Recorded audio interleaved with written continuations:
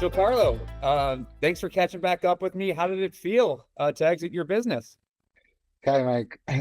Thank you, man. It feels really good. I mean, it's like closing a chapter in my life. At the same time, I'm a bit sad, but also thrilled about new ventures I'm about to begin. But yeah, really happy we could close this. And after 5 years, 4 or 5 years working on this, I'm really glad I was able to exit the business. That's awesome, man. I was really happy to help, and you've been a joy to work with throughout the whole process. I think we've known each other for a little over a year and a half now, so it's Yeah. exciting. So Carlo, tell us a little bit about your business. What was the name of the business, and was there anything unique about where it was established, where you lived, and where the buyer was?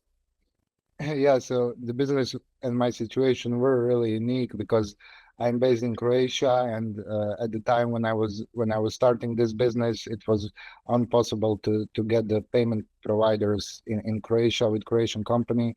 So I had to open a UK company, and the buyer was from United States. So all of that made this situation a bit more difficult. But at the end of the day, we were able to complete this deal. Um, my website was called Dental Accessories, and I was selling dental equipment. And what was unique about this business is the price range, I would say, and the quality of the product, because this industry is an old-fashioned industry, and all the products are a bit overpriced. And I was able to find and source good quality products from China for a lot cheaper. And unique selling point was basically my price range, which was a lot lower than the big brands in this industry, but the quality was still good, and that's the thing that made me successful with this store. It's a really cool niche, and it was interesting to see all the different buyers that came to the business and looked at it. Did you feel like you had a good amount of interest in the business after we launched? Yeah, you guys did a really good job. Like we had a lot of interviews every few days, and yeah, you also did a good job at like sorting those potentially good buyers with those who were just maybe wasting our time or getting some information from us. So you did awesome job there. I appreciate that. Appreciate that. And just curious, how did you hear about website closers, and did you interview any other agencies or anything prior? Yeah, actually, I did. I had one interview with a broker from Flip, I think it's called. And the funny thing is, he estimated my business at $150,000, and you guys did at $1 million, and we sold it like 950,000, so just a bit below 1 million. So that's really something. And yeah, so I would advise to everyone who's looking to sell their business to do due diligence on brokers, and to I would obviously recommend you guys, but yeah, you need to be really careful because it's a big difference in valuation. Yeah, and yeah, when I was like starting to search for brokers, I got an advertisement somewhere for you guys, and that's when we scheduled a call, and then we just clicked on the first call. So that's why I wanted to keep up with you. Well, appreciate that, and we try to tell people that talk to Flippa sometimes that too. Hopefully, we can get everybody more and everything. So appreciate all of that.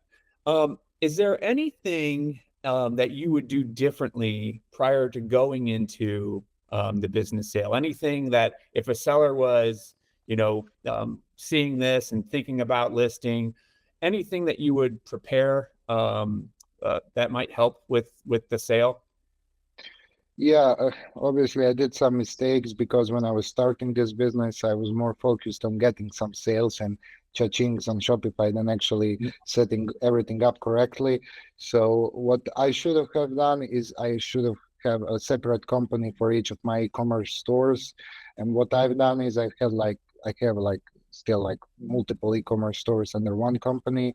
And you need to actually prepare for the sale in the sense that you should probably uh, open a separate company and move that, for example, e-commerce company to that company, and then you can sell the whole company as a shares, and not as an asset, because that later on you would have better tax treatments, right? But also there is one more thing. We had some issues with my tax returns because not, a lot of e-commerce stores, they perform differently, and we had to separate everything. So there was a lot of work there, which would be easier if I had it all sorted out, but eventually we did it anyway. So it's good. Despite some of those challenges, you were able to work through it. I mean, a lot of it was your flexibility and be able to explain everything. So, it really is a team effort. So we really appreciate you, really appreciate working with you. And it's just been a good time. I feel like I have another friend in Croatia. You do, So, Mike. so You I do. really appreciate that.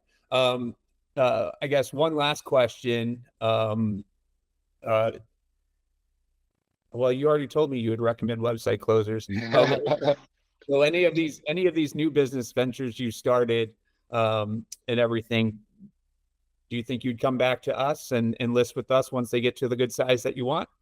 Of course, that's my plan. And this time I'm setting it up correctly. So I'm starting to separate everything.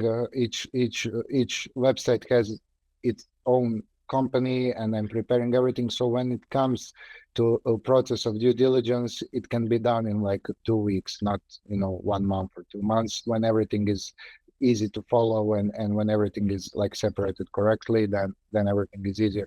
That's my plan actually, making the new businesses, and after 3, 4, 5 years, we're gonna sell them again. Sounds like a plan. We look forward to the next one, for sure, Carlo. It was a pleasure to work with you, and look forward to the next one. You too, Mike. Thank you.